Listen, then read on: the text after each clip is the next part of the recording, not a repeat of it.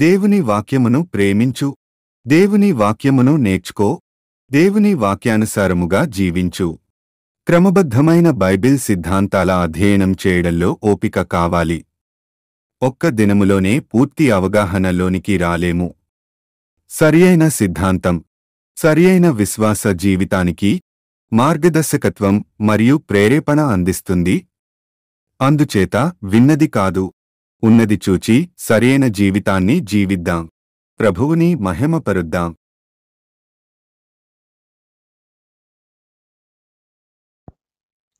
ప్రభు యేసుక్రీస్తు నామమున మీ అందరికి కూడా శుభాలు తెలియజేస్తూ ఉన్నాను. ఈ యొక్క సమయంలో యేసు ప్రభు వారి యొక్క ప్రార్థన వృత్తాంతాలను గురించి మనం ఆలోచన చేస్తూ ఉన్నాం. ఆయన ఎన్ని రీతిలుగా ఆయన ప్రార్థన చేశారు, ఎప్పుడెప్పుడు ప్రార్థన చేశారు, ఆ విషయాలన్నీ కూడా మనం ఆలోచన చేస్తూ వచ్చాం. ముఖ్యంగా మనం బైబిల్లో చూస్తూ ఉన్నప్పుడు బైబిల్లో యేసు ప్రభు వారి యొక్క ప్రార్థన వృత్తాంతాలు 25 వృత్తాంతాలు మనకు కనబడతాయి. ఇవి ప్రత్యేకంగా మీరు సువార్తల్లో గమనిస్తూ ఉన్నప్పుడు, సువార్తలు చదువుతున్నప్పుడు యేసు ప్రభు వారు ఎక్కడెక్కడ ప్రార్థన చేశారు అనే విషయాన్ని గురించి 25 సార్లు కనబడుతుంది అని చెప్పుకుంటూ వచ్చాను.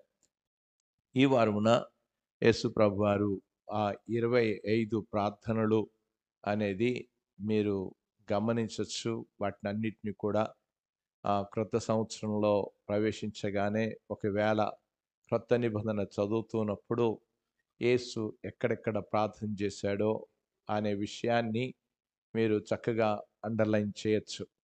నా బైబిల్లో నేను అలాగా అండర్లైన్ చేసుకుంటాను యేసు ప్రభు వారు చేసిన ప్రార్థన జీవితాన్ని గురించి. ఒక్కొక్క క్రయాన్స్ తీసుకుంటాను. క్రయాన్స్ అంటే అది ప్లాస్టిక్ కలర్ పెన్సిల్స్ అన్నమాట. అవి అవి ప్లాస్టిక్ క్రయాన్స్ అనేవి అవతలకి లేకపోతే పేజీ ఈతల వైపు దాన్ని మార్క్ చేస్తే అవతల వైపుకి రాదు. మనం పెన్తో చేసినా లేకపోతే దేంతో చేసినా పేపరు అటువైపుకి పూర్తిగా కనబడుతూ ఉంటుంది. అలా కాకుండా పెన్సిల్తో తీసుకుని ఆ క్రయాన్స్ తీసుకుని వాటన్నిటిని కూడా చక్కగా అండర్లైన్ చేస్తూ రావడం జరిగింది. కనుక ఈ సమయంలో ఆయన చేసిన ప్రార్థనలు మొత్తం 25 ఉన్నాయి. ఇంకా సువార్తల్లో వాటన్నిటినీ కూడా కలుపుకుంటే మొత్తం 38 ప్రార్థనలు ఉన్నాయి. 38 అంటే 25 తర్వాత 13 కలుపుకుంటే 38 ప్రార్థనలు కనబడుతూ ఉన్నాయి. యేసు ప్రభు వారు క్రొత్త నిబంధనలో చేసిన ఆ ప్రార్థనలన్నీ కూడా మనం తర్వాత మనం ఆలోచన చేద్దాం. ఈ విషయాన్ని గురించి నేను మీతో మాట్లాడుతూ ఎలాగ ప్రార్థన చేశారు, ఏం ప్రార్థన చేశారు ఆ విషయాన్ని గురించి నేను టూకీగా కొన్ని విషయాలు చెప్పాలని నేను ఆశిస్తూ ఉన్నాను. ఆ ప్రార్థన జీవితాన్ని గురించి మొట్టమొదట మనం ఆలోచన చేద్దాం. యేసు ప్రభువారు చేసిన ప్రార్థన అనేది ఎలాగ చేశారు, అసలు ఆయనకి ప్రార్థన ఎంత ప్రాముఖ్యమో అనే విషయాన్ని గురించి మీరు బాగా బైబిల్లో మీరు చూడొచ్చు. ఆయన ఏకాంతంగా ప్రార్థన చేసింది, ఒంటరిగా ఆయన ఉండి దేవునితో గడిపిన సమయాలు చాలా ఉన్నాయి. మనం ఏకాంతంగా ప్రభుతో గడిపే సమయాలు మనకుండాలి. ప్రభుతో ఏకాంతం అనేది చాలా చాలా ప్రాముఖ్యం. ఒక పాట ఉంది, ఆ పాట కూడా మనం నేర్చుకోవాలి, వినుంటారు కూడా. ఎత్తైన కొండపై ఏకాంతముగా చేరి అనే పాటను. కనుక ఎత్తైన కొండ మీద ఏకాంతముగా చేరి అనే పాట చాలా అద్భుతమైన పాట. అది విశ్వవాణి వారు ఆ పాడిన పాటది. కనుక ఆ ఒంటరిగా దేవునితో గడిపే అనుభవాలనేవి చాలా చాలా అవసరం. మనం ఏకాంతంగా ప్రభుతో గడపడం అనేది మీరు గమనిస్తూ ఉన్నప్పుడు బైబిల్లో అలాగా యేసు ప్రభు వారు 9 సార్లు ఆయన ఏకాంత ప్రార్థనలు ఏకాంతంగా దేవునితో గడిపినట్లుగా చూస్తూ ఉన్నాం. మనం దేవునితో గడపడం అనేది చాలా అవసరం. ఆయన పెందలకడనే లేచి ఆయన దేవుని తండ్రి యొక్క సన్నిధికి వెళ్ళి ఆయన ప్రార్థన చేశారు. అంత మాత్రమే కాదు, రాత్రంతా కూడా ప్రార్థన చేశారు. రాత్రంతా ప్రార్థన చేయడం మాత్రమే కాదు, సాయంకాలమున ఆయన ప్రార్థన చేశారు. ఆయన చాలా పట్టుదలతో కూడా ప్రార్థన చేశారు. మీరు గెత్సెమనే తోటలోనికి వెళ్ళినప్పుడు ఆయన 3 సార్లు తండ్రి నీ చిత్తమైతే ఈయనను నా యుద్ధ నుండి తొలగించు అని చెప్పి 3 సార్లు ఆయన ప్రార్థన చేసినట్లుగా చూస్తున్నాం. అంత ఆ సిలువలో కూడా ఆయన మనం ప్రార్థన చేస్తున్న ప్రార్థన విధానం కూడా మనకు చాలా చక్కగా చూడగలం. సిలువలో కూడా ఆయన ప్రార్థన చేశారు. తండ్రి, వీరేమి చేయుచున్నారో వీరు ఎరగరు గనుక వీరిని క్షమించుము అని ప్రార్థన చేస్తున్నట్లుగా చూస్తూ ఉన్నాం. ఆ ప్రార్థన అనేది ఎంత అద్భుతంగా ఆయన ప్రార్థన చేశాడు. చివరిగా ఆయన ఆ ఊపిరి ఆయనకి విడవక ముందు, తండ్రి, నా ఆత్మను నీ చేతికి అప్పగించుచున్నాను అని చెప్పి ఆయన చివరిగా ప్రార్థన చేసినట్లుగా కూడా చూడగలం. యేసు ప్రభువారు మనం బాప్తీసం తీసుకున్న సమయం నుంచి ఆయన మరణ పర్యంతం వరకు కూడా ఆయన ప్రార్థన చేసిన విషయాలు కనబడతాయి. అంత మాత్రమే కాదు, యోహాను సువార్త 17వ అధ్యాయంలో అది ప్రధాన యాజకుని ప్రార్థన అని అంటారు. ఇది చాలా సంఘాలకు లేకపోతే విశ్వాసులకు అవగాహన ఉండదు. ఆయన ప్రధాన యాజకుడుగా ఆయన ప్రార్థన చేశాడు. 17వ అధ్యాయం అంతా కూడా శిష్యుల కొరకు ఆయన వారి పక్షమున, విశ్వాసుల పక్షమున ఆయన వెళ్ళి తండ్రికి ప్రార్థన చేసినట్లుగా చూస్తున్నాం. ఈ ఒక్క మనం ప్రభు నేర్పిన ప్రార్థన అనేది ఆలోచించడానికి నేను గతంలో మీకు తెలియజేశాను. యేసు ప్రభువారు తన శిష్యులు వెళ్ళి అడిగారు, ప్రార్థన మాకు నేర్పించమని.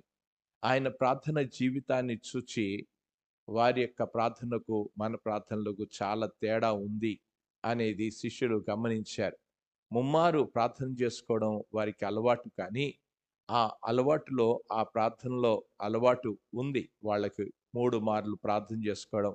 యేసు ప్రభువారు కూడా అలాంటి ముమ్మారు ప్రార్థన చేసుకున్నారు. ఆయన ప్రార్థన చేయుటకు అలవాటు ప్రకారముగా అని అన్నాడు. ఆయన తన అలవాటు ఉంది, ప్రార్థన చేసే అలవాటు ఉంది. ఇతర మతస్థులు అందరూ కూడా ఏవో తపస్సులు చేసుకుంటారు, కానీ ఈయన ప్రార్థన జీవితం చాలా అర్థసహితంగానే ఉంది. ఏదో ఇష్టం వచ్చినట్లుగా ఆ ప్రార్థనలు లేవు. ఆ ప్రార్థనలు చాలా అద్భుతంగా ఆయన ప్రార్థన చేశారు.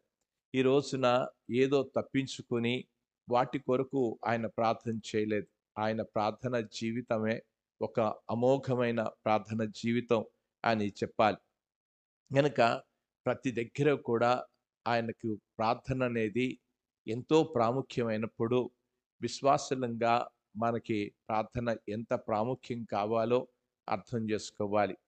పాపరహితుడికే ప్రార్థన అవసరమైతే ఒక పాపికి ప్రార్థన ఎంత అవసరమో అది గుర్తించాలి. ఈ రోజున మనం బలహీనులుగా ఉండడానికి కారణం ప్రార్థన జీవితం లేకపోవడమే. ప్రార్థన అనేది సరిగ్గా చేయలేకపోవడమే. ప్రార్థన నేర్చుకోకపోవడం చేతనే మన ప్రార్థనలకు జాబులు రావడం లేదు. జాబులు రావాల్సిన ప్రార్థన అనేది యేసు ప్రభువారు జీవిత విధానంలో వారు చూచారు. శిష్యులు చూచి వారు అన్నారు, మాకు ప్రార్థన నేర్పించమయ్యా అని అడిగారు. యోహాను తన శిష్యులకు నేర్పినట్లుగా మాకును ప్రార్థన నేర్పించండి అని అడిగారు. ఆయన ప్రార్థన చేసిన విధానాన్ని గురించి నేను మీకు 7 విషయాలు ఎలాగ ప్రార్థన చేశారు, ఏ విధంగా ప్రార్థన చేశారు అనే విషయాన్ని 25 లిస్టు రాసుకుంటూ వచ్చాను. 25 లిస్టు, వాటినన్నిటినీ కూడా నేను ఇప్పుడు ఏమి చెప్పడం లేదు, కానీ కొన్ని చెప్పేశాను. బాప్తీసం తీసుకున్నప్పుడు 5 రొట్టెలు 2 చేపలను పంచిపెట్టినప్పుడు కృతజ్ఞత చెప్పిన ప్రార్థనలు, ఇవన్నీ కూడా ఆయన ఉన్నాయి. ఎన్నుకున్నప్పుడు, నిర్ణయాలు తీసుకున్నప్పుడు ఆయన ప్రార్థనలు చేస్తూనే వచ్చారు. అయితే ఒక ఈ యేసు పరిచర్యలో ఆయన చేసిన ప్రార్థన అనేది ఏ విధంగా ఉంది? ఏ విధంగా ప్రార్థన చేయాలి? మనం ఎలాగ ప్రార్థన చేయాలో ఒక చిన్న ఆయన, ఆయన జీవితంలో నుంచి మనం కొన్ని పాఠాలు నేర్చుకుందాం. మన ప్రార్థన అనేది ఏ విధంగా ఉండాలి అనేదాన్ని దేవుని యొక్క వాక్యంలో మనం గమనిద్దాం. మొట్టమొదట హెబ్రీలకు రాసిన పత్రికలోనికి మనం వెళ్దాం.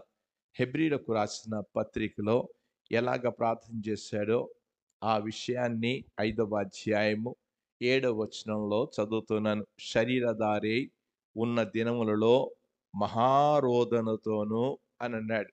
ఆయన ఎలాగ ప్రార్థన చేశాడో ఆ విషయాన్ని చెప్పాడు. 7వ వచనంలో మొదటిది ఆ ప్రార్థన అనేది. ప్రార్థన అనేది నిజాయితీతో కూడిన ప్రార్థన కావాలి. యథార్థతతో కూడిన ప్రార్థన కావాలి. అది భారంతో కూడిన ప్రార్థన కావాలి. ఏదో ప్రార్థన చేస్తున్నాం అనేది కాదు. చాలామంది ప్రార్థన చేస్తారు కానీ నిజాయితీగా ప్రార్థన చేయరు. ఒక సమర్పణతో ప్రార్థన చేయరు. ఆ ప్రార్థనలో ఏ విధంగా ఉందట, శరీరధారి అయి ఉన్న దినములలో మహారోదనతోనూ అని అన్నాడు. మహారోదనతోనూ కన్నీళ్లతోనూ తన మరణము నుండి రక్షింపగలవానికి ప్రార్థనలు యాచనలు సమర్పించి భయభక్తులు కలిగి ఉన్నందున అంగీకరింపబడెను అనే మాట ఉంది. ఆయన అంగీకరింపబడడానికి ఆ కారణాలు చెప్పుకుంటూ వచ్చాడు. శరీరధారి అయి అనే విషయాన్ని ఆ ఆ యొక్క ఉన్న దినాలలో ఎలాగ ప్రార్థన చేశాడో చూస్తూ ఉన్నాం. రోదనతో అనే విషయాన్ని గమనిస్తూ ఉన్నాం. మనం కూడా యేసయ్యలాగా ఆ రోదన కన్నీళ్లు కావాలి. ప్రార్థన చేస్తున్నప్పుడు ఆయన చేసిన ప్రార్థన జీవితాన్ని గురించి ఆలోచన చెయ్యాలి. మన మన యొక్క కన్నీళ్లు ఎండిపోయాయి అని చెప్పాలి. కన్నీళ్లు లేవు అసలు. మనం ప్రార్థన చేస్తున్నప్పుడు కన్నీళ్లు కనబడడం లేదు. చాలామంది భక్తులు వారి జీవితాల్లో కన్నీళ్లతో ప్రార్థన చేశారు. ఈ రోజున మన యొక్క కన్నీళ్లు కనబడడం లేదు ప్రార్థన చేస్తున్నప్పుడు. దేవుడు కన్నీళ్ళ యొక్క ప్రార్థన ఎంత మాత్రం కూడా దాటిపోయాడు అసలు. ఆ కన్నీళ్లతో ఆయన ప్రార్థన చేసినట్లుగా మనం చూడగలం. దేవుని యొక్క వాక్యంలో దేవుని సన్నిధిలో కార్చిన కన్నీరుని దేవుడు తన యొక్క ఎంత జాగ్రత్తగా దాచిపెడతాడో ఆ విషయాన్ని గురించి కూడా మనం చూడగలం అసలు. దేవుని యొక్క వాక్యంలో 56వ కీర్తనలో 56వ కీర్తనలోనికి వెళ్దాం. 8వ చరణంలో నా సంచారములను నువ్వు లెక్కించున్నావు, నా కన్నీళ్లు నీ బుడ్డిలో ఉంచబడి ఉన్నవి, అవి నీ కవిలలో కనబడును కదా అని అన్నాడు. ఆ పుస్తకంలో ఆ కన్నీటి ప్రార్థన అనేది చాలా ప్రాముఖ్యం. కన్నీటి ప్రార్థనను దేవుడు దాటిపోడు అసలు. మీరు ఆది నుంచి మనం చూస్తున్నప్పుడు దేవుని సన్నిధిలో ఏ విధంగా వారు కన్నీళ్లతో ప్రార్థన చేశారో ఆ కన్నీళ్లను దేవుడు దాటిపోలేదు. ఈ రోజున మన సమస్య వచ్చినప్పుడు అందుకే చెప్పాడు మహారోదనతోనూ కన్నీళ్లతోనూ అనే విషయాన్ని చూస్తున్నాం. మహారోదనతోనూ కన్నీళ్లతో ఆయన ప్రార్థన చేశాను అనే విషయాన్ని చూస్తూ ఉన్నాం. ఈ రోజున మన ప్రార్థన జీవితం అనేది ఏ విధంగా ఉండాలో ఆ విషయాన్ని అర్థం చేసుకోవాలి. మీరు బైబిల్లో చదువుతున్నప్పుడు ఎప్పుడొస్తుంది కన్నీళ్ళు అనంటే ఆ కన్నీళ్ళు బాధ కలిగినప్పుడు వస్తుంది. మన హృదయానికి బరువు ఎక్కినప్పుడు వస్తుంది. మన యొక్క బాధ అనేది లేకుండా కన్నీళ్ళు ఎంత మాత్రం కూడా రావు. బాధ కలిగినప్పుడు గుండె బరువెక్కినప్పుడు అప్పుడు కన్నీళ్లు వస్తాయి. మనం ఏదో పెట్టుకుని వచ్చేది కాదు. అప్పుడప్పుడు మనం చూస్తూ ఉంటాం. మనం గమనిస్తున్నప్పుడు కొంతమంది ఏదో ఏడుస్తున్నట్లుగా చూస్తాం. అది ఆ ఏడుపు కాదు. ఒక హృదయంలో ఒక భారం కలిగినప్పుడు ఆ భారంతో ప్రార్థన చేసినప్పుడు కన్నీళ్లు వస్తాయి. ఉదాహరణకి మనం చూస్తున్నప్పుడు ఆదికాండంలో ఇష్మాయేల్ విషయంలో ఆ యొక్క మనం ఆ హాగరు ఏ విధంగా ఏడ్చిందో మనం చూడొచ్చును. కన్నీళ్ళు అనే విషయాన్ని. అంత మాత్రమే కాదు, హిజ్కియా తన జీవితంలో రోగం వచ్చినప్పుడు దేవుని సన్నిధిలో కన్నీళ్లతో ప్రార్థన చేసినట్లుగా చూస్తూ ఉన్నాం. దేవుని వాక్యంలో ఆ వచనాన్ని కూడా నేను మీకు చూపించాలని నేను ఆశపడుతూ ఉన్నాను. యెషయా గ్రంథానికి మనం వెళ్దాం. యెషయా గ్రంథంలో ఆ యొక్క హిజ్కియా యొక్క ప్రార్థన గురించి ఎంత చక్కగా చెప్పాడో ఆ విషయాన్ని మీరు చూడొచ్చునండి. హిజ్కియా ఆ యొక్క యెషయా గ్రంథము 38వ అధ్యాయంలో 5వ వచనంలో చివరి భాగంలో, నీవు కన్నీళ్లు విడుచుట చూచితిని, నీ ప్రార్థన అంగీకరించి ఉన్నాను అని చెప్పాడు. చివర్లో ఆ మాటలు మనం చూస్తున్నాం. హిజ్కియా దేవుని వైపు తిరిగి కన్నీళ్లతో ప్రార్థన చేశాడు. యేసు ప్రభువారు కూడా ఈ లోకంలో ఉన్నంత కాలము కన్నీళ్లతోనూ రోదనతోనూ ప్రార్థన చేస్తున్నట్లుగా చూస్తూ ఉన్నాం. ఈ రోజున మనం ఎలాగా ప్రార్థన చేయాలి? యేసు ప్రభువారు ఆయన ప్రార్థించిన ప్రార్థన అనేది ఒక గొప్ప అద్భుతంగానే ఆయన ప్రార్థన చేస్తూ వచ్చాడు. 119వ కీర్తనలోనికి వెళ్దాం. 119వ కీర్తనలో కూడా కీర్తనకారుడు ఏ విధంగా చెప్తూ ఉన్నాడు చూస్తూ ఉన్నాం. 136వ చరణంలోనికి వెళ్తే, జనులు నీ ధర్మశాస్త్రమును అనుసరింపకపోయినందుకు నా కన్నీరు ఏరులై పారుచున్నది అని చెప్పాడు. కన్నీళ్లు ఎప్పుడొచ్చాయి? నా యొక్క నా జనులు అనే విషయాన్ని, నా జనులంతా కూడా దేవుని వాక్యాన్ని విడిచి తిరుగుతూ ఉంటే అతని హృదయం భారమైంది, కన్నీళ్లతో ప్రార్థన చేస్తున్నట్లుగా చూస్తూ ఉన్నాం. యెర్మీయా గ్రంథానికి వెళ్దాం. 9వ అధ్యాయానికి వెళ్తే, యెర్మీయా గ్రంథంలో 9వ అధ్యాయంలోనికి కూడా వెళ్ళి నేను చదువుతున్నాను. 1వ వచనంలో చదువుతున్నాను. నా జనులు హతమైన వారి గురించి, వారు చనిపోయారు, చనిపోయిన వారిని గురించి దివారాత్రములు కన్నీరు ఆ మాటలు విడుచునట్లు నా తలను జలమయముగా అని అన్నాడు. ఏడుస్తూ ఉన్నాడు. జనులు మరణిస్తుంటే, నశిస్తూ ఉంటే ఏడుస్తున్నట్లుగా చూస్తున్నాం. యేసు ప్రభు వారి యొక్క జీవిత విధానంలో కూడా అలాగే కనబడింది. ఆయన కన్నీళ్లతో దారిగా ఉన్న దినములలో ఆయన మహారోదనతోనూ కన్నీళ్లతోనూ అని అన్నాడు. ఎంత నిజాయితీగా ఒకరి పట్ల భారం కలిగి, ఒకరి విషయంలో ఆలోచన కలిగి ఆయన కన్నీళ్లు కార్చినట్లుగా చూస్తూ ఉన్నాం. మీరు మీరు అలాగా చెప్పుకుంటూ వెళ్తే ఎన్నోసార్లు యేసుప్రభు వారు కన్నీరు కార్చి దేవుని సన్నిధిలో ప్రార్థన చేసిన ప్రార్థన గురించి కూడా చూడగలం. లూకాసు వార్తలోనికి వెళ్తే, లూకాసు వార్త 22వ అధ్యాయంలో ఆయన ఎలాగ ప్రార్థన చేశాడో ఆ విషయాన్ని గురించి మనం చూడగలం. అసలు 44వ వచనంలో ఆయన వేదన పడి మరింత ఆతృతంగా ప్రార్థన చేయగా ఆయన చెమట అనేది ఉంది. ఆయన చెమట నేలపడుచున్న గొప్ప రక్త బిందువు వలె ఆయను అని అన్నాడు. ఆయన ఎంత రోదనతో ప్రార్థన చేశాడో, ఎంత వేదనతో ప్రార్థన చేశాడో ఆయన ప్రార్థన చేసినట్లుగా చూస్తున్నాం. ఈ రోజున మనం ఎలాగ ప్రార్థన చేయాలి అనే విషయాన్ని గురించి శిష్యులు అడిగారు, మాకు ప్రార్థన నేర్పించమని అడిగినట్లుగా చూస్తున్నాం. కన్నీళ్లతో ప్రార్థించడం అనేది చాలా అవసరం. మరి రోమీలకు రాసిన పత్రిక 9వ అధ్యాయం 1వ వచనంలో, నాకు బహుదుఃఖమును నా హృదయంలో మానని వేదన కలదు అని అన్నాడు. దుఃఖం ఉంది. ఎందుకు దుఃఖం ఉంది అనంటే, నా ప్రజల యొక్క రక్షణ కొరకు నేను ఏడుస్తున్నా అని చెప్పుకుంటూ వచ్చాడు. యేసు ప్రభువారు కూడా ఈ సర్వ మానవ వాళ్ళ కొరకు ఆయన రోదనతో కన్నీళ్లతో ఆయన ప్రార్థన చేశాడు. నిజాయితీగా ఆయన ప్రార్థన చేసినట్లుగా చూస్తున్నాం. అలాంటి ప్రార్థన ప్రజలను విమోచించింది. ఇది మనం బాగా గుర్తుపెట్టుకోవాలని మనవి చేస్తున్నాను. అందుకే యెషయా గ్రంథంలో 53వ అధ్యాయంలోనికి వెళ్ళినప్పుడు ఆయన ప్రార్థన చేసిన చేత ఏం చేశాడో దేవుని యొక్క వాక్యంలో మీరు చూడగలరండి. ఆయన వేదనను అనే విషయాన్ని తనకున్న అనుభవ జ్ఞానము చేత అనేకులను నిర్దోషులుగా వేదన అనేది 11వ వచనంలో ఈ మాటలు చూడగలరు. ఆయన వేదన పడడం వలన, రోదన పడడం వలన, కన్నీళ్లతో జరిగిన విషయం ఏంటంటే అనేకులను విమోచించడానికి ఆయన ఎంత ప్రయాసపడ్డాడో మనం చూస్తున్నాం. మొదటిది, మన ప్రార్థన జీవితం అనేది కన్నీళ్లతో కావాలి. కన్నీళ్లతో, ఆయన మహారోదనతోనూ కన్నీళ్లతో ప్రార్థన చేస్తున్నట్లుగా చూస్తున్నాం.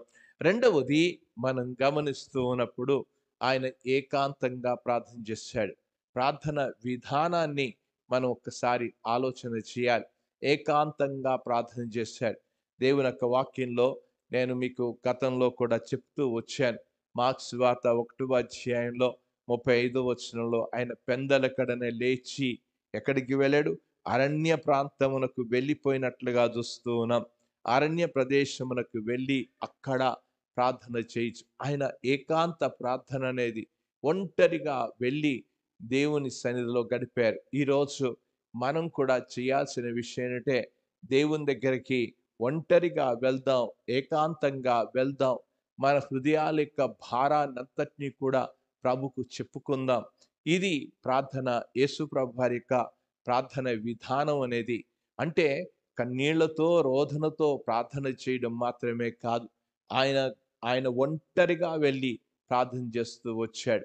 అందరికీ కుదరకపోవచ్చు, కానీ యేసు ప్రభు వారు చెప్పారు, నీ గదిలోనికి వెళ్ళి నీ రహస్యమందు చూచుచున్న నీ తండ్రికి అంటే అందరికీ కనబడేటట్లు ప్రార్థన కాదు, ఏకాంత ప్రార్థన అనేది చాలా అవసరం. ఒంటరిగా దేవుని సన్నిధిలో ప్రార్థన చేసుకోవడం. అందుకే శిష్యులు వారి మేడగది మీదకి వెళ్ళి అక్కడ ఏకాంతంగా ప్రార్థన చేసుకున్నారు. ఈ రోజున మనకు కావాలి, ఏకాంతం కావాలి. ప్రశాంతమైన స్థలానికి వెళ్ళి ప్రార్థన చేసుకోవాలి. అందుకే మేము ఎప్పుడు కూడా చర్చి తలుపులు తెరిచే ఉంచుతాం, తాళాలు ఒక దగ్గర పెడతాం, అందరికీ తెలుసు. కనుక ఆ తాళాలు తీసుకుని వెళ్ళి ఒంటరిగా ప్రార్థన చేసుకోవడం అనేది ఇళ్లలో కుదరకపోవచ్చు, కానీ ఏకాంత ప్రార్థన అనేది చాలా గొప్ప అద్భుతమైన ప్రార్థన. యేసు ప్రభువారు ఏకాంతంగా ప్రార్థన చేసిన సంఘటనలు ఎన్నో కనబడతాయి. మీరు బైబిల్లో చదువుతూ ఉన్నప్పుడు నేను చెప్పాను, ఒంటరిగా ఆయన ప్రార్థన చేసిన ప్రార్థన జీవితాలు ఎన్నో కనబడతాయి. ఆ రెఫరెన్సెస్ అన్నీ కూడా నేను రాసుకుంటూ వచ్చాను. అందరిలో నుంచి బయటికి వెళ్ళిపోయి ఆయన కొండ మీదకి వెళ్ళిపోయి, ఒలీవల కొండ మీదకి వెళ్ళిపోయాడు, అరణ్యమునకు వెళ్ళిపోయాడు, గెత్సెమనే తోటలోనికి వెళ్ళిపోయాడు. ఇలాగా ఆయన ఒంటరిగా మనం ఈ సమాజంలో నుంచి బయట పడిపోదాం, ఒంటరిగా వెళ్ళి దేవుని సన్నిధిలో గడుపుదాం. అది యేసు ప్రభు వారి యొక్క ప్రార్థన జీవితం అనేది. మనుషులకు కనబడాలని ప్రార్థన చేయొద్దు, నువ్వు పరలోకపు తండ్రికి కనబడాలని ఏకాంతంగా వెళ్ళి ఆయన ప్రార్థన చేసినట్లుగా చూస్తున్నాం. అంతేకాదు, ఆయన ప్రార్థన జీవితం మూడవది, ఆయన ప్రార్థన జీవితం అనేది ఎలాగ ప్రార్థన చేశారు, ఆ ప్రార్థన అనేది ఏ ఏ ఆగకుండా ప్రార్థన చేశారు.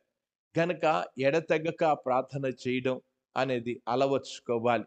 మన జీవితంలో ప్రార్థన జీవితం అనేది ఎడతెగక అనే విషయాన్ని మీరు లూకా సువార్తలోనికి వెళ్దాం. ఆ మాటలు చదువుతూ ఉన్నాను. 6వ అధ్యాయంలోనికి వెళ్దాం. ఆ యొక్క 12వ వచనంలో చదువుతున్నాను. ఆ దినముల యందు ఆయన ప్రార్థన చేయుటకు కొండకు వెళ్ళి దేవుణ్ణి ప్రార్థించుట యందు రాత్రంతయు అనే మాటను చూస్తున్నాం. ఆగకుండా ఆయన ప్రార్థనలో గడిపారు. ఈ రోజున మన భక్తి జీవితం అనేది, భక్తితో కూడిన ప్రార్థన అనేది ఆగిపోయేది కాదు. మనం కంటిన్యూస్గా, అంటే కొనసాగిస్తూ ప్రార్థన చేయాల్సిన అవసరత ఉంది. కనుక ఆయన ప్రార్థన ఏం చేశాడు? ఆగలేదు. ప్రార్థించుట యందు అనే విషయాన్ని రాత్రంతా అనేది వాళ్ళు మనం గమనిస్తున్నప్పుడు, ఈ రోజున లైట్లు ఉన్నాయి, ఈ రోజున మనకెన్నో సౌకర్యాలు ఉన్నాయి. వారికి ఏ సౌకర్యం లేదు అసలు. ఆయన రాత్రంతా ఉదయమైనప్పుడు అనే మాట ఉంది.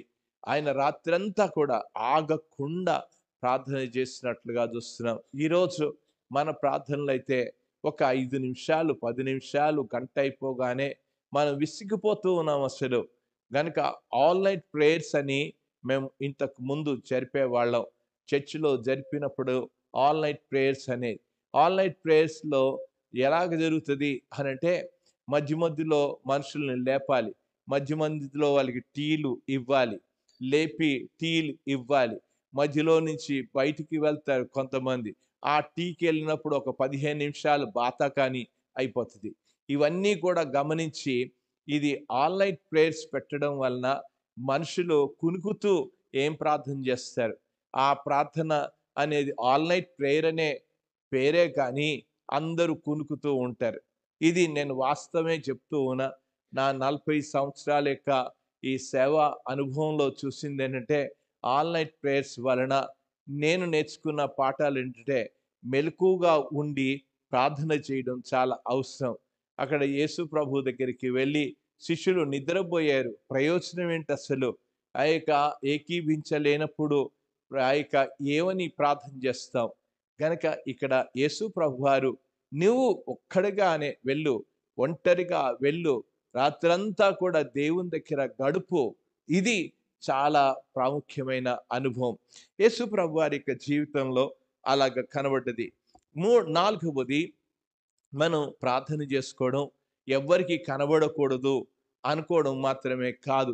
అందరికీ కనబడేటట్లు కూడా ప్రార్థన చెయ్యి. కనబడేటట్లు కూడా ప్రార్థన చేయడం అనేది చాలా అవసరం. మనుషులకు తెలియాలి. మనం ప్రార్థన చేస్తున్న విధానాన్ని గురించి కూడా మనుషులకు తప్పకుండా తెలియాల్సిన అవసరత ఉంది. మనం ఏదో ప్రార్థన చేసుకోవడం కాదు. దేవుని యొక్క వాక్యంలో మనం చదువుతూ ఉన్నాను చూడండి. మార్క్స్ సువార్త 14వ అధ్యాయం 35వ వచనంలో, కొంత దూరము సాగిపోయి నేల మీద పడి అనే విషయాన్ని అందరూ చూస్తున్నారు. ఎలాగ ప్రార్థన చేస్తున్నాడో అందరికీ కనబడుతున్న ప్రార్థన చేశారు ఆయన. ఎలాగ ప్రార్థన చేశాడు అనే విషయానికి వస్తే, మనుషులకు కనబడుతున్నట్లుగానే ప్రార్థన చేశారు. మనుషులు వినాలని కాదు ప్రార్థన చేసింది, మనుషులకు కనబడాలని ప్రార్థన చేశాడు. మనుషులు నేను చేస్తుంది ఏంటో అనేది ఆ ప్రార్థన జీవితాన్ని గురించి మాట్లాడుతూ వచ్చారు. ఆ మాటలు ఏం మాట్లాడారో అది కూడా రికార్డ్ అయింది.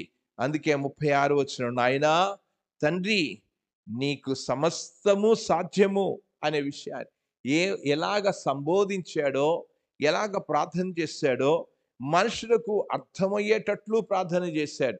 ఈ రోజున కావాల్సింది ఆ ప్రార్థన అనేది. 38వ వచనంలో మెలకువగా ఉండి ప్రార్థన చెయ్యడి అని చెప్పాడు. ఆయన ప్రార్థించాడు, అందరికీ చెప్పాడు గనక నిద్రపోయి ప్రార్థన చేయడం కాదు. 39వ వచనంలో తిరిగిపోయి ఇంతకు ముందు పలికిన మాటలనే పలుకుచూ ప్రార్థించాను అనే మాట ఉంది 39వ వచనంలో. గనక ఆయన ప్రార్థన చేసిన ప్రార్థన అందరూ కూడా విన్నారు. అందరికీ కనబడింది, వినబడింది. ఈరోజు మనం ఏం ప్రార్థన చేస్తున్నామో కనబడాలి, వినబడాలి మనుషులకు. ప్రార్థన చేసేసాం, ఏదో ప్రార్థన చేసాం అని అంటారు. కనుక ఆ ప్రార్థన అనేది ఎంత ప్రాముఖ్యమో ఒకసారి ఆలోచించాలని నేను మనవి చేస్తున్నాను. ప్రార్థన జీవితం అనేది కావాలి. కనుక ఆయన ప్రార్థన చేశాడు. ఎంత అద్భుతంగా ఆయన ప్రార్థన చేశాడో ఆ విషయాన్ని గురించి దేవుని వాక్యంలో చాలా స్పష్టంగా మనం చూస్తూ ఉన్నాం. ప్రార్థన జీవితం యేసు ప్రభువారు అందరికీ కనబడేటట్లు ఆయన ప్రార్థన చేసిన ప్రార్థన అనేది కనబడుతున్నట్లుగా చూస్తూ ఉన్నాం. ఇంకా అంత మాత్రమే కాదు, ఆయన ఎక్కడ ఉన్నా సరే, ఆయన ఏ స్థలానికి వెళ్తూ ఉన్నా, ఐదవది నేను ఈ విషయాన్ని చెప్తూ ఉన్నా, ఐదవది చెప్పాను. మొదటిది నిజాయితీతో ప్రార్థన చేశాడు. రెండవది ఏకాంతంతో ప్రార్థన చేశాడు. మూడవది ఆగకుండా ప్రార్థన చేశాడు. నాలుగవది ఆయన కనిపించేటట్లు, వినిపించేటట్లు, వినబడేటట్లు ప్రార్థన చేశాడు. ఇక మనం ఐదవది గమనిస్తున్నప్పుడు ఆయన ప్రార్థన జీవితం ఎలాగో ఉంది అని అంటే, నిరంతరము ఉంది ప్రార్థన. ఆ ప్రార్థన నిరంతరము కనబడుతూ ఉంది. దేవుని యొక్క వాక్యంలో చదువుతూ ఉన్నాను. యోహాను సువార్తలోనికి వెళ్దాం. యోహాను సువార్తలోనికి వెళ్దాం. 27వ వచనంలో, ఇప్పుడు నా ప్రాణము కలవరపడుచున్నది, నేనేమందును తండ్రి, ఈ గడియ తటస్థింపకుండా నన్ను తప్పించుము. అయినను ఇందుకోసమే నేను ఈ గడియకు వచ్చి తిని, తండ్రి నీ నామము మహిమపరచమని అంతటా నేను దానిని మహిమపరచి తిని మరలా మహిమపరుతునని ఒక శబ్దము ఆకాశము నుండి. ఆయన ఎలా ప్రార్థన చేస్తున్నాడో చూస్తూ ఉన్నాం. ఆయన నిరంతరము ప్రార్థన చేస్తున్నాడు. ఇప్పుడు నా ప్రాణము కలవరపడుచున్నది తండ్రి అని, ఈ గడియ తటస్థింపకుండా అనే విషయాన్ని, ఇది జరగకుండా ఉండడానికి నిరంతరం కూడా ప్రార్థన చేస్తూనే ఉన్నా. నిరంతర ప్రార్థన అనేది యేసు ప్రభు వారి యొక్క ప్రార్థన జీవితం అనేది నిరంతరంగా ప్రార్థన చేస్తున్నట్లుగా చూస్తూ ఉన్నాం. ఇది మనం నేర్చుకోవాలి. నిరంతర ప్రార్థన ఆగకుండా వ్యక్తిగతంగా ప్రార్థన చేసుకోవడం, ఒక విషయాన్ని గురించి నిరంతరం కూడా ప్రార్థన చేయడం అనే విషయాన్ని ఇక్కడ చాలా స్పష్టంగా చూస్తూ ఉన్నాం. ఇక 6వది గమనిద్దాం. ఎలాగ ప్రార్థన చేశాడు అనే విషయాన్ని గురించి. ఒంటరిగా ప్రార్థన చేశాడు, తర్వాత వారితో కలిసి ప్రార్థన చేసినట్లుగా చూస్తున్నాం. కనుక మనుషులతో కూడా కలిసి ప్రార్థన చేయాలి. ప్రార్థనలో మనం కలిసి ప్రార్థన చేసే విధానాన్ని గురించి కూడా మనం నేర్చుకోవాల్సిన అవసరత ఉంది. యేసు ప్రభువారు ఎలాగ ప్రార్థన చేశాడో చదువుతూ ఉన్నాను, చూడండి. మీరు కలిసి ప్రార్థన చేయడం. మీరు ఎప్పుడైనా సరే ప్రార్థన చేస్తున్నప్పుడు ఆ యొక్క మనసు కలిసేటట్లు ఉండే వారిని తీసుకుని మీరు మోకరించి ప్రార్థన చేయడం చాలా అవసరం. కొంతమంది అవిశ్వాసంతో ప్రార్థన చేస్తూ ఉంటే, మనమేమో విశ్వాసంతో ప్రార్థన చేస్తుంటాం, వాడి మనసులో మాత్రం ఏముంటది? ఇది జరగదు అని అనుకుంటాడు. అలాంటి వాళ్ళతో కలిసి ప్రార్థన చేయొద్దు. కలిసి ప్రార్థన చేసేటప్పుడు మనతో ఏకీభవించిన వాళ్ళు కావాలి, ఏక మనసుతో కలిసిన వాళ్ళు కావాలి. యేసు ప్రభు వారు ఆ ప్రార్థన జీవితాన్ని గురించి కూడా మాట్లాడారు. గనక మనసుల్లో భేదాలు పెట్టుకుని ఇద్దరు మోకరించి ప్రార్థన చేస్తే దేవుడు ఏం చేస్తాడు? అందుకే యేసు ప్రభు వారు చెప్పారు, భూమి మీద మీరిద్దరూ ఏకీభవించిన ఎడల అని చెప్పాడు. ఏక మనస్సు లేనప్పుడు మనం ప్రార్థన చేసినా కూడా ప్రయోజనం ఉండదు. విశ్వాసంలో చాలా మంది ఏకీభవించి ప్రార్థన చేయరు. వారి మనసులు ఎక్కడెక్కడికో వెళ్తూ ఉంటాయి, ఏవో ఆలోచన చేస్తూ ఉంటారు. కలిసి ప్రార్థన చేయడం అనేది కావాలి. యేసు ప్రభు వారికి 12 శిష్యులు ఉన్నారు. 12 శిష్యులను తీసుకుని వెళ్ళి కలిసి ప్రార్థన చేయాల. మనం బాగా గుర్తుపెట్టుకోవాలి. 12 శిష్యులను తీసుకుని వెళ్ళి ప్రార్థన చేయలే. ఎవరిని తీసుకుని వెళ్ళి ప్రార్థన చేశారో ఒకసారి చూడండి. దేవుని యొక్క వాక్యంలోనికి వెళ్దాం. లూకాసు సువార్త 9వ అధ్యాయంలోనికి వెళ్తే 28వ వచనంలో ఈ మాటలు చెప్పినది మొదలుకొని రమారమి 8 దినములైన తర్వాత ఆయన పేతుర్ని, యోహానును, యాకోబును వెంటబెట్టుకుని ప్రార్థన చేయుటకు ఒక కొండ ఎక్కాను అనే మాట ఉంది. 12 తీసుకుని వెళ్ళా. ఎందుకు తీసుకుని వెళ్ళా? ఇస్కరియోతు యూదా ఎలాంటి వాడో, వాడి మనసు ఎలాంటిదో మీకు తెలుసు. కనుక ఇలాగ ఏకీభవించలేని వారి ప్రార్థనతో ప్రార్థన చేయలేదు ఆయన. ఏకీభవించిన వాళ్ళతో పేతురు, యోహాను, యాకోబులు యేసు ప్రభువాన్ని ఎంత హత్తుకొని జీవించారు. వారు ఎంత పౌరుషం కలిగి బ్రతికారు.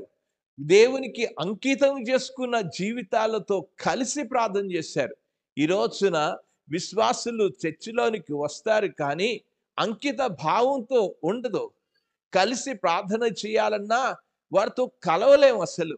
కొన్నిసార్లు నేను వింటున్నప్పుడు నాకు ప్రార్థనలో ఎందుకు ఇక్కడికి వచ్చి అలా వాళ్ళతో కలిసి ప్రార్థన చేయడం కన్నా నేను ఇంటి దగ్గర ఏకాంతంగా దేవునితో గడపడం మంచిదేమో అనిపిస్తుంది కొన్నిసార్లు. ఆ సహవాస ప్రార్థనకి వెళ్తున్నప్పుడు ఇక చూడాలి, ఒక స్టీరియో రికార్డ్స్ ఉంటాయి. మీరు ఎప్పుడన్నా చూస్తూ ఉండొచ్చును. ఆ రికార్డింగ్ వేస్తే రోజు ఎలాగా రికార్డ్ అవుతుంది? అదే రికార్డు అవుతుంది. ఇంకా వేరే అంశాలు లేవా? వేరే వాటి గురించిన ఆలోచన లేదా? ఇక అంతే వారి జీవితంలో. కనుక కలిసి ప్రార్థన చేస్తున్నప్పుడు ఏక మనస్సు లేకుండా ప్రార్థన చేస్తే దేవుడు కార్యాలు చేయడు. ఒకసారి జరిగిన విషయం ఏంటంటే, ఈ విషయాన్ని కూడా మీకు చెప్పాలి. ఇక జార్జ్ ముల్లర్ అనుకుంటాను.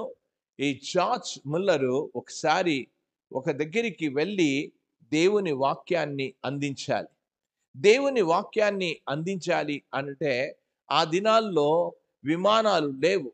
ఏక ఓడ ప్రయాణాలే చేస్తూ ఉండేవారు. ఓడ ప్రయాణాలు చేస్తున్నప్పుడు ఆ ఓడ ప్రయాణంలో వెళ్తూ ఉండగానే ఓడ ఒక దగ్గర ఆగిపోయింది. ఆగిపోయి ఆగిపోయిన తర్వాత ఆహ్, ఆహ్, ఆగిపోయింది ఎందుకు ఆగిపోయిందని ఆ కెప్టెన్ దగ్గరికి వెళ్ళి అడిగాడు. ఎందుకు షిప్ ఈ యొక్క ఓడ ఆగిపోయింది? ఎందుకు ప్రయాణం చేయడం లేదు? అని అడిగితే ఆ కెప్టెన్ అన్న విషయం ఏంటంటే, ఆ క్యాబిన్‌లో కూర్చున్న కెప్టెన్ అన్నాడు, "ఇప్పుడు ఇదంతా కూడా చుట్టూ అంతా ఐస్ గడ్డ కట్టేసింది. గనక ఓడ వెళ్ళడం అనేది సాధ్యం కాదు. నేను రేపటి దినాన దేవుని వాక్యం అందించాలి. కానీ అందించాలి అనంటే మీకు మనం ఇక్కడి నుంచి కదలడమే కష్టం. గనక వారం రోజులు, 10 రోజులు అయినా పట్టొచ్చు. గనక మనం కదలలేమని చెప్పాడు. అప్పుడు ఆ క్యాబిన్‌లోకి వెళ్ళి ఈ జార్జ్ ముల్లర్ మోకరించి ప్రార్థన చేస్తాడు. ప్రార్థన చేసి, ప్రభువా, నువ్వు నిజమైన దేవుడు, మాట తప్పేవాడు కాదు. దేవుని వాక్యాన్ని అందించడానికి నీవు చెప్పిన మాట బట్టి నేను ప్రయాణం చేస్తూ వచ్చాను అని చెప్పి, దేవుని సన్నిధిలో మనకి తెలుసు మీరు విశ్వాసముతో అనే విషయాన్ని మీరు మీకు విశ్వాసముతో మీరు ప్రార్థన చేస్తే మీరు ఆ యొక్క అడిగిన వెళ్ళయు పొంది ఉన్నాము అని చెప్పాడు. కనుక ఆ జార్జ్ మిల్లర్ ఆ స్థలంలో మోకరించి ప్రార్థన చేస్తూ వచ్చాడు. ప్రార్థన చేసిన తర్వాత వెంటనే కెప్టెన్ కూడా యేసు ప్రభునందు విశ్వాసం ఉంచిన వ్యక్తే. అతడు ప్రార్థన చేయడం మొదలుపెట్టాడు. అప్పుడు ఆ జార్జ్ ముల్లర్ ఏమన్నాడంటే, నువ్వు ప్రార్థన చేయవద్దయ్యా. ఎందుకు ప్రార్థన చేయొద్దు నువ్వు అనంటే, నీ మనసులో నీ అనుభవం బట్టి నీ యొక్క ఓడ నడవదు అనే విషయాన్ని నీ మనసులో ఉంది. నీ అనుభవాల్లో నువ్వు గురించి నీ మనసులో పెట్టుకొని ప్రార్థన చేస్తావు, కానీ దేవునందు విశ్వాసం ఉంచి ప్రార్థన చేయవు. గనక నువ్వు ప్రార్థన చేయవద్దు. దయచేసి ఆ కిటికీ తీసి చూడు ఒక్కసారి అని అన్నాడు. కిటికీ తీసి చూడగానే అంతా సముద్రంలో ఉన్న ఐస్ అంతా కూడా కరిగిపోయింది. దేవుడు గొప్పవాడు. విశ్వాసంతో ప్రార్థన చేయడం, కలిసి ప్రార్థన చేయడం అనేది, గనక విశ్వాసులు అందరూ కలిసి ప్రార్థన చేస్తే దేవుని కార్యాలు చూడగలం. అపోస్తలుల కార్యంలో వారు విశ్వసించి ఏక మనసుతో ప్రార్థన చేయగా వారు కూడి ఉన్న చోటు కంపించాను అనే మాట ఉంది. కనుక విశ్వాసంతో కలిసి ఏక మనసు కలిగి ఏక విశ్వాసం కలిగి ప్రార్థన చేశారు. యేసు ప్రభు వారు చేసిన ప్రార్థన జీవితంలో నేను 7 విషయాలు మీకు తెలియజేస్తూ ఉన్నాను. చివరిగా ఆయన అందరినీ ప్రోత్సాహకరమైన ప్రార్థన చేశారు. ఎలాంటి ప్రార్థన చేశారు అనంటే, ఇతరులను ప్రోత్సహించే ప్రార్థన ఆయన చేయడం జరిగింది. ఈరోజు మన ప్రార్థనలో ఇతరులను ప్రోత్సహించే రీతిగా ఉండాలి. ఇతరులను బలపరిచే రీతిగా ఉండాలి మన ప్రార్థనలు వలన ఇతరులు బలపరచబడాలి. ఈ ప్రార్థన నేర్చుకోవాలి. యేసు ప్రభు వారి యొక్క ప్రార్థన విధానంలో నేను చెప్తూ వచ్చాను, నిజాయితీగా ఏకాంతముగా ఆగకుండా నిరంతరము కలిసి ఏకీభవించి చివరిగా ప్రోత్సాహకరమైన ప్రార్థన, ఇతరులను ప్రోత్సహించే రీతిగా ప్రార్థన, ఇతరులను బలపరిచే రీతిగా ప్రార్థన, ఇతరుల కొరకు మనం ఎలాగ ప్రార్థన చేయాలో చెప్తూ వస్తున్నాం. లూకాసు సువార్తలోనికి వెళ్దాం, 22వ అధ్యాయంలోనికి వెళ్దాం. 31వ వచనంలో చదువుతున్నాను. సీమోను సీమోను, ఇదిగో సాతాను మిమ్మును పట్టి గోధుమల వలె జల్లించుటకు మిమ్మును కోరికెనను కానీ నీ నమ్మిక తప్పిపోకుండానట్లు నేను నీ కొరకు వేడుకొంటిని. నేను దేనికోసం ప్రార్థన చేస్తున్నా? లూకా సువార్త 22వ అధ్యాయం 31, 32 వచనాలలో వారిని ప్రోత్సహించడానికి ప్రార్థన చేశాడు. మీ కొరకు నేను ప్రార్థన చేస్తున్నా. ఈ రోజున విశ్వాసంగా ఇతరులను ప్రోత్సహించే రీతి, ఇతరులను బలపరిచే రీతిగా, ఇతరులు పడిపోకుండా, భ్రష్టులు కాకుండా ఇతరుల కొరకు ప్రార్థన చేయడం అనేది యేసు ప్రభు వారి దగ్గర నుంచి మనం నేర్చుకోవాలి. ఆయన కన్నీళ్లతో, రోదనతో ప్రార్థన చేయడం అది నేర్చుకోవాలి. ఏకాంత ప్రార్థన నేర్చుకోవాలి. మనం నిజాయితీగా ప్రార్థన చేయడం నేర్చుకోవాలి. ఎడతెగక ప్రార్థన చేయడం నేర్చుకోవాలి. మనుషులకు కనబడేటట్లు ప్రార్థన చేయాలి. నిరంతరం ప్రార్థన చేయాలి. ఇతరులకు ప్రోత్సాహకరంగా మనం ప్రార్థన చేయాలి. యేసు ప్రభువారు ఎంత అద్భుతమైన ఆయన ప్రార్థన జీవితం. నేను ఈ సాయంకాల సమయంలో కూర్చుని యేసు ప్రభువారి యొక్క ప్రార్థన జీవితాన్ని గురించి ఆలోచిస్తే నా జన్మ చాలదేమో అనిపించింది. ఒక్కొక్కటి ఆలోచిస్తే నా జన్మ కూడా చాలు, సంవత్సరాలు కూడా సరిపో. అద్భుతమైన రీతిగా ఆయన ప్రార్థన చేశారు. ప్రార్థన తన శిష్యులకు నేర్పించారు. ఆదిమ సంఘంలో వాళ్ళు అలా నేర్చుకోబట్టి వారు భూలోకాన్ని తలక్రిందులు చేయగలిగారు. ఈరోజు మనం కూడా నేర్చుకుందాం. యేసు ప్రభువారి విధానాన్ని ఆయన వలె ప్రార్థన చేయాలి. ఆయనలాగా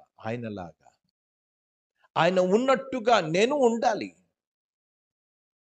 దేవుని యొక్క వాక్యంలో యోహాను రాసిన మొదటి పత్రికలోనికి వెళ్దాం. 2వ అధ్యాయంలోనికి వెళ్దాం. 2వ అధ్యాయంలో 5, 6 వచనాలు. మొదటి పత్రిక 2వ అధ్యాయం. ఆయన వాక్యమును గైకొనునో, ఆయన వాక్యము ఎవడు గైకొనునో వానిలో దేవుని ప్రేమ నిజముగా పరిపూర్ణమాయను. ఆయనందు నిల్చున్న వాడని చెప్పుకున్నవాడు ఆయన ఎలాగూ నడుచుకొనునో అలాగనే తానును నడుచుకున్న మనం కూడా నడుచుకుందాం. మనం కూడా ప్రార్థన చేద్దాం. ఆయన ఎలాగా జీవించాడు? యేసు వలె జీవిద్దాం. మనం యేసులాగా ప్రార్థన చేద్దాం. అందుకే ఆ పాటలో అద్భుతమైన పాట, నేను పూర్తిగా ఆ పాట నేర్చుకోండి. ప్రభుకి చెప్దాం, ప్రభువా నీ వలె నేను కూడా ప్రార్థన చేయాలి. నేను ప్రార్థిస్తా ప్రభువా అని ప్రభుకి చెప్దామా? రండి, తలలో ఉంచుతాం, ప్రార్థన చేద్దాం.